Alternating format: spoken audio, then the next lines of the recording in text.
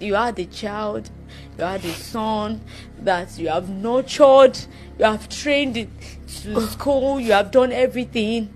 And at the age of 28, that child died right before your eyes. Ojú mi ti rí tó ní ìtí pé mo lose ọmọ mi yìí o. Mo ti rẹ́ni tó ti bú mi lójú mi to my face tó sọ fún mi págun alẹ́ ní mi. Tó tẹ̀ lọ fi ọlọ́pàá mú igbe bí ẹ̀ẹ̀mejì. Tó ti mọ́lé so bí mo ṣe bẹ̀rẹ̀ acting career mi ní pẹ̀lú ọ̀gá mi, and that was 1983. 1983. Bẹ́ẹ̀ ni mo wà ní secondary school báyìí. Ti lọ síbi tó ti ń adopt l'Abẹ́òkúta. Mo ti náwó mo ná gbogbo ẹ̀.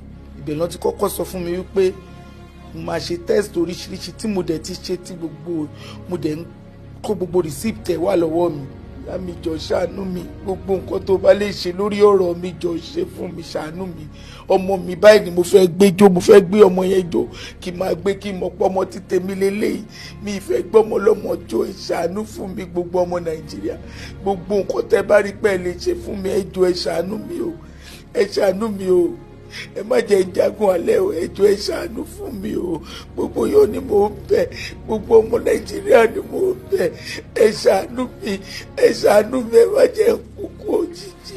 Ẹ ṣàánú fún mi, ẹ jọ̀ọ́ o, mò ń bẹ̀ yín ni.